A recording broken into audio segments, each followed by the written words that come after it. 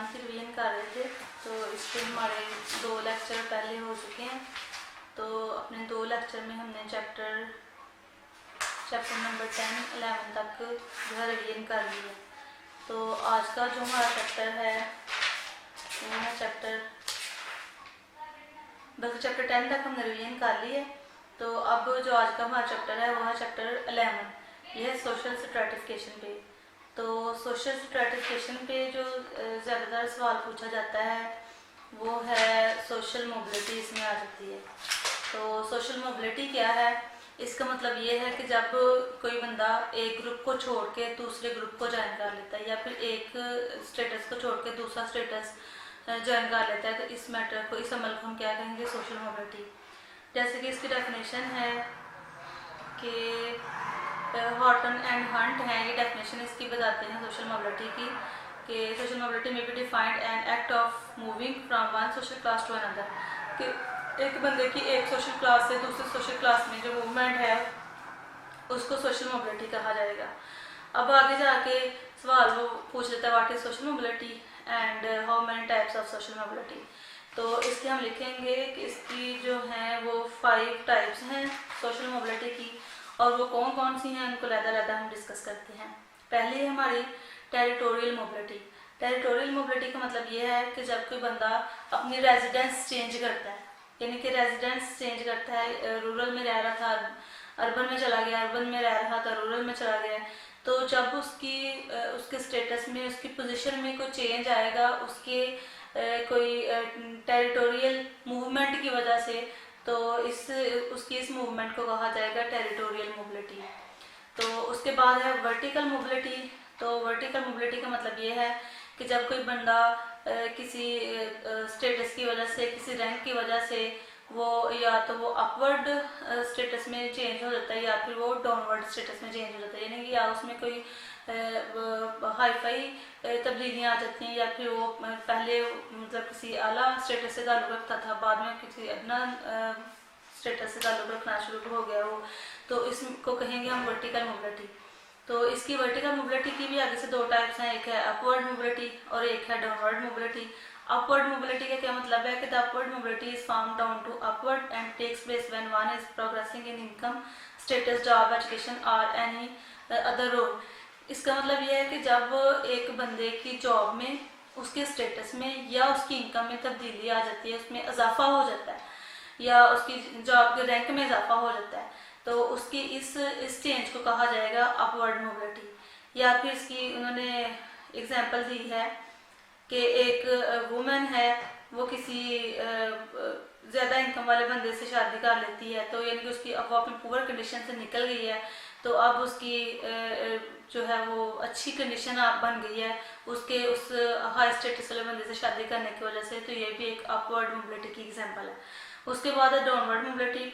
Downward mobility का ये मतलब है कि अगर एक बंदे की बड़ी अच्छी जॉब है, उससे उसकी वो जॉब छिन जाती है, या एक बंदे के पास बहुत इनकम है, उसकी उस इनकम में कमी आ जाती है, या फिर कोई हाई लेवल का बंदा किसी लो लेवल के, हाई लेवल की जो खवातीन है वो लो लेवल के बंदे के साथ शादी कर लें, तो इस तरह से जो उनकी अपवर्ड से जब वो डाउनवर्ड की तरफ से आएंगे, तो उनके इस चेंज को कहा जाएगा डाउनवर्ड मोबिलिटी।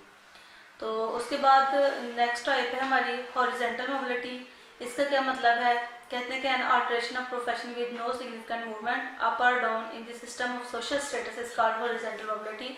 कि जब कोई बंदा की जॉब में रैंक भी चेंज हुआ है, या उसने एक स्टेटस को छोड़ के दूसरा स्टेटस ज्वाइन किया है, तो इस वजह से उसका जो पहले वाला लाइफ स्टाइल था वो वैसा का वैसा है, यानी कि उसके ऊपर, उसके हालात के ऊपर कोई किसी किस्म का इफेक्ट नहीं हुआ, तो इस किस्म के उसके चेंज को कहा जाएगा हॉरिजेंटल मोबिलिटी। उसके बाद नंबर 4 पे जो टाइप है इसकी वो है इंटरजेनरेशनल मोबिलिटी। इसका मतलब ये है कि कहते हैं this type of social mobility was introduced by Chain in his book introduction to sociology. के इसकी एग्जांपल है कि son of taxi driver earn a college education and become a successful doctor. मतलब ये कि एक टैक्सी ड्राइवर का बेटा अगर पढ़ लिख के तो वो डॉक्टर बन जाता है, तो उनकी पहले वाले हालात से लेके जो उसके डॉक्टर बनने तक के हालात में तब्दीली आएगी, उस तब्दीली को कहा जाएगा इंटरजेनरेशनल मोबिलिटी। तो उसके बाद है नंबर 5 पे टाइप है इसकी इंट्रा जनरेशनल मोबिलिटी। तो इंट्रा जनरेशनल मोबिलिटी का मतलब ये है कि एक डॉक्टर था, तो उसका बेटा जो है कल को ना पढ़ा लिखा है ना कोई ऑफिसर बना है, तो वो टैक्सी ड्राइवर बन गया। तो इसको कहा जाएगा ये इंट्रा जनरेशनल मोबिलिटी है, जो उनके लाइफ में जो चेंज आएगा। तो इसके बाद पॉवर्टी एक टॉपिक है इस चैप्टर में।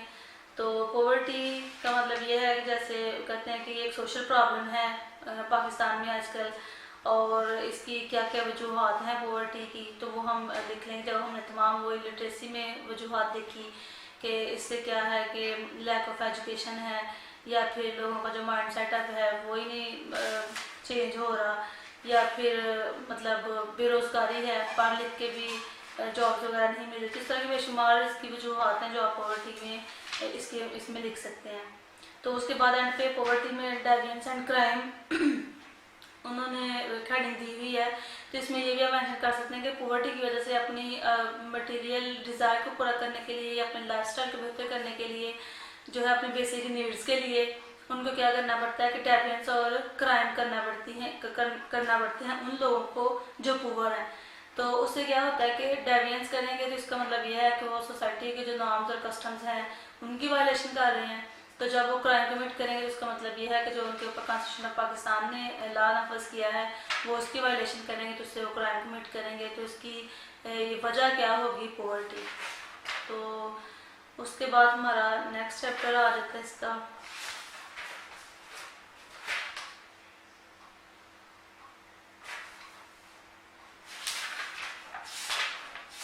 इसके बाद वाले जो चैप्टर्स हैं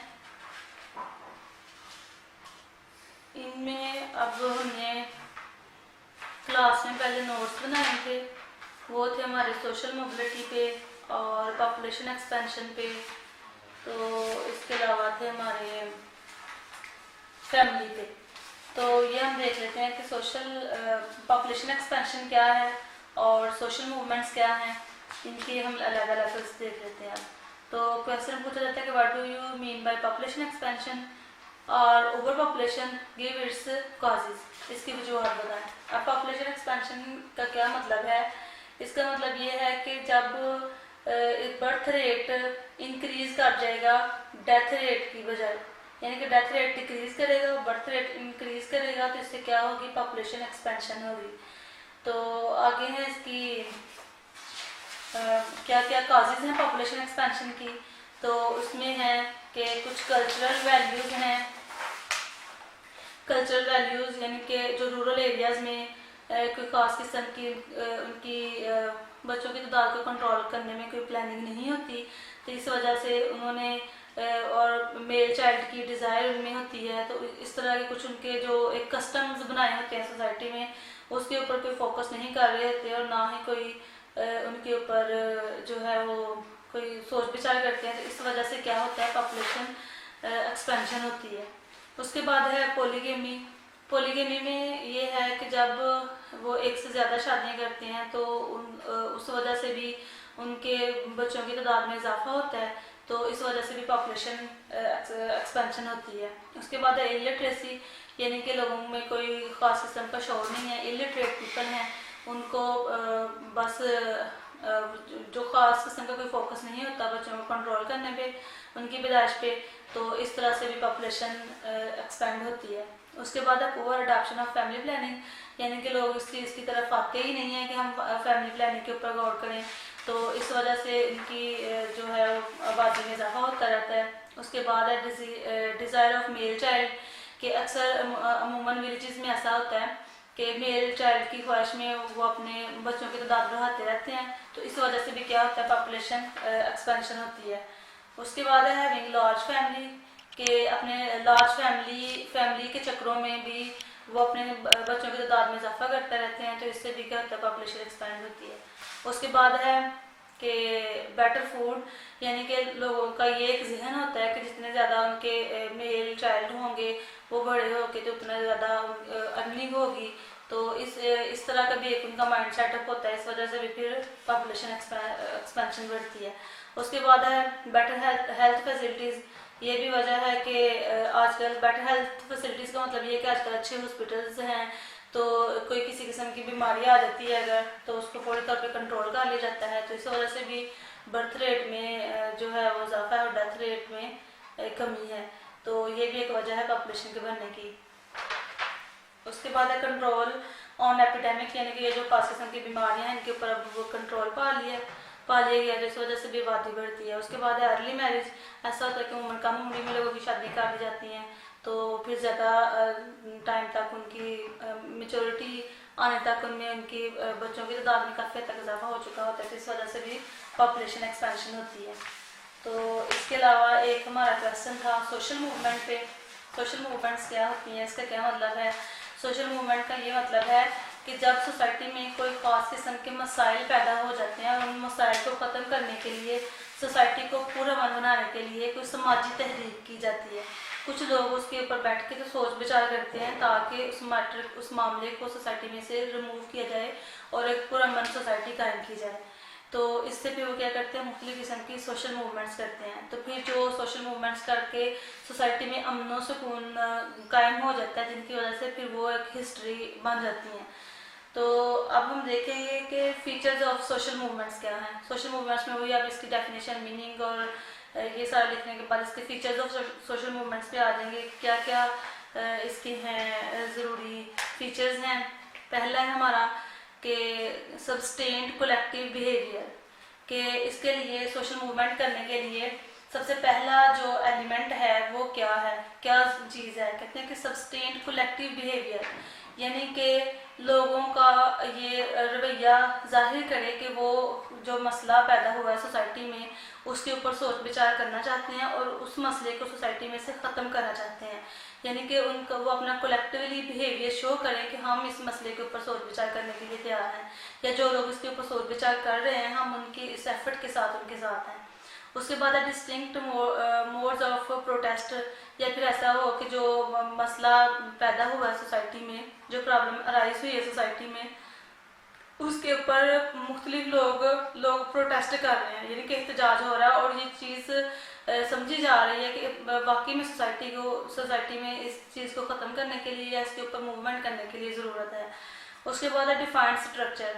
फिर तीसरा इसका एलिमेंट ये आ जाता है, फीचर ये आ जाता है कि जो सोशल मूवमेंट करनी है उसका एक स्ट्रक्चर डिफाइन कर दिया जाए, ताकि उस प्रोसेस के तहत, उस मेथड के तहत उसके ऊपर जो है वो काम किया जाए और वो तब्दीली लेके आई जाए सोसाइटी में। उसके बाद शेयर ऑब्जेक्टिव्स, के जो सोशल मूवमेंट करने के ऑब्जेक्ट हैं, जो लोग करना चाहते हैं, 8 से 10 लोग करना चाहते हैं, ज़्यादा लोग करना चाहते हैं सोशल मूवमेंट सोसाइटी में, तो वो जो उनका ऑब्जेक्ट है, जिस ऑब्जेक्ट के लिए वो कर रहे हैं उसको शेयर करें तमाम सोसाइटी वालों से, ताकि लोग मुतमिन हो जाए, वो उनका साथ देने के लिए भी तैयार हों।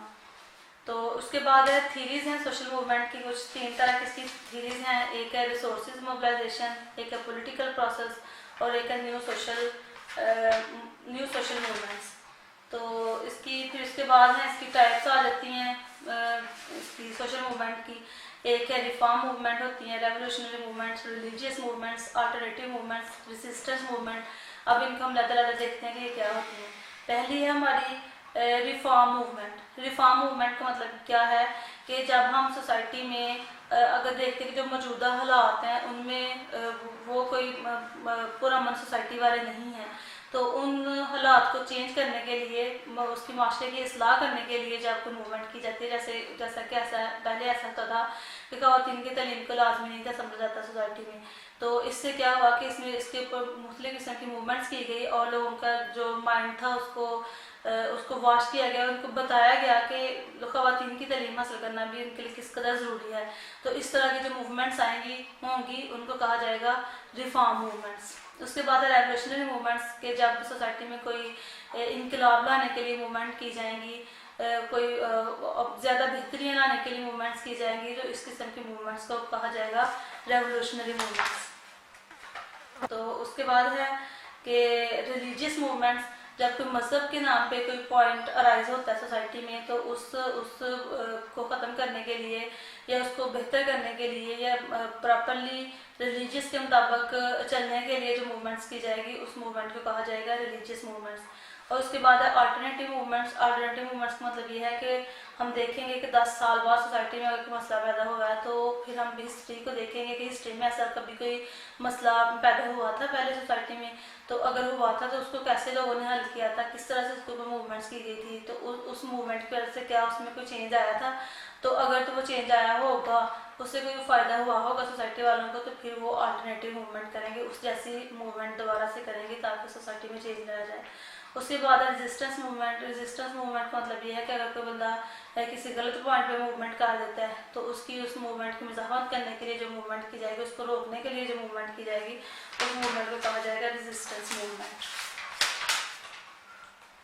तो इसके बाद इसका हम कंक्लूजन लिख देंगे तो सोशल मोबिलिटी, इसका सोशल मूवमेंट वाला भी हमारा क्वेश्चन कंप्लीट हो जाएगा।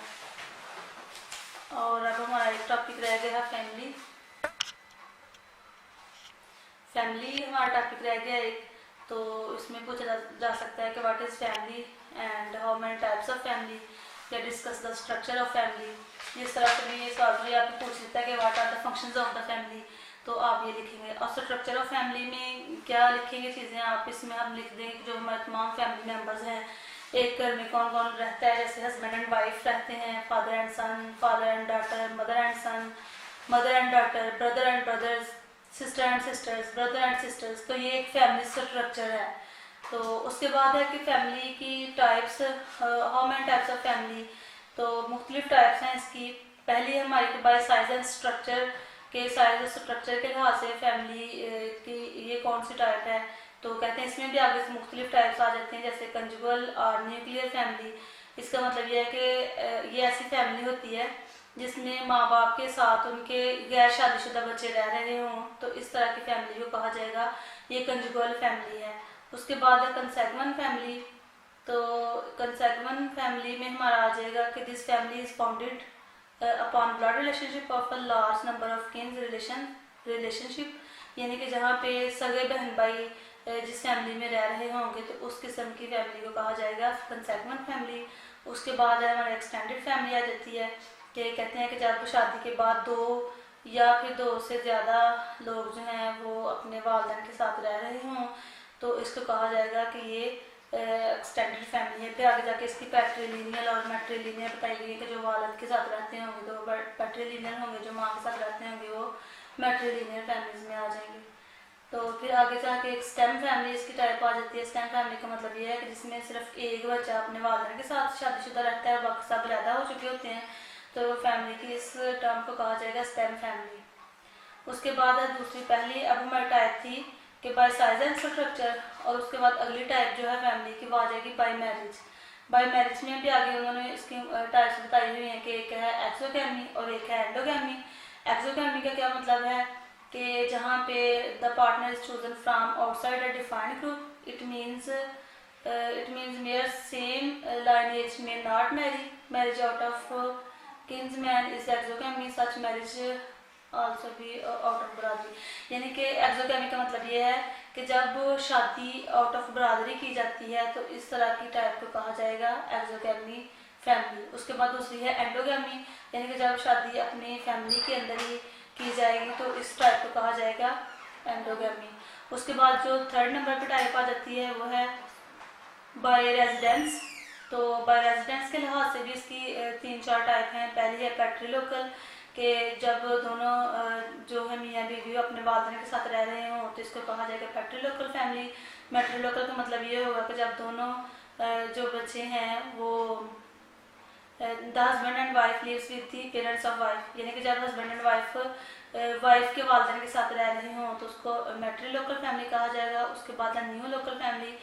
पैट्रिलोकल में ये था कि जहाँ पे हस्बैंड और वाइफ हस्बैंड की फैमिली के साथ रह रहे होंगे वो पैट्रिलोकल में आएगी, और जब हस्बैंड और वाइफ की फैमिली के साथ रह रहे होंगे तो वो मैट्रिलोकल फैमिली में फॉल करेंगे। उसके बाद न्यू लोकल फैमिली, जब हस्बैंड वाइफ ना वाइफ के पेरेंट्स के साथ रह रहे होते हैं ना ही हस्बैंड के पेरेंट्स के साथ रह रहे होते हैं, तो फिर ऐसी जब वो सेपरेट हो जाएंगे तो उनको कहा जाएगा न्यू लोकल फैमिली। उसके बाद है बाय अथॉरिटी। बाय अथॉरिटी में भी 2 तरह की टाइप्स आ जाती हैं फैमिली की, एक है पैट्रियार्चल और एक है मैट्रियार्चल।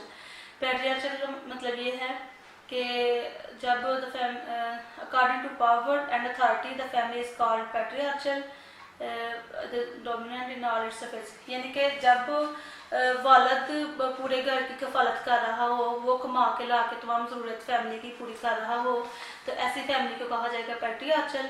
और मैट्रियार्चल का मतलब ये है कि जब वालदा जो है वो कमा के वो तमाम ज़रूरियात अपनी फैमिली की पूरी कर रही हो, तो ऐसी टाइप को कहा जाएगा मैट्रियार्चल। उसके बाद है बाय क्लैन और इंसेस्ट्री।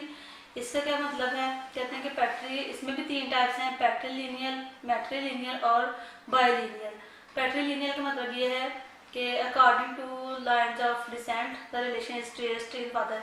इसका मतलब ये है कि बाय क्लैन और एंसेस्ट्री में जब बच्चों के रिश्ते तय किए जाते हैं, तो जब किसी बच्ची का या बच्चे का रिश्ता करने के लिए उसके जो है वो फादर की तरफ से इन्वेस्टिगेशन की जाती है, तो उस इन्वेस्टिगेशन के बाद उनका रिलेशन जब जोड़ा रहता है तो उसको कहा जाएगा पैट्रीलिनियल फैमिली। उसके बाद है मैट्रीलिनियल कि जब हम किसी कोई रिश्ता वगैरह तय करने के लिए माँ की तरफ से इन्वेस्टिगेशन करते हैं तो वो मैट्रीलिनियल में आएगा। और उसके बाद है बायलिनियल कि जब हम कोई रिश्ता तय करने के लिए माँ की फैमिली को भी ट्रेस करते हैं और वालिद की फैमिली को भी ट्रेस करते हैं, तो ये हमारी बायलिनियल फैमिली कहलाएगी। और उसके बाद इम्पोर्टेंट टॉपिक है इसका जो पूछा जाता है कि फंक्शंस ऑफ फैमिली क्या है, इनको डिस्कस करें। तो पहला फंक्शन क्या है फैमिली का, रेगुलेशन ऑफ सेक्स।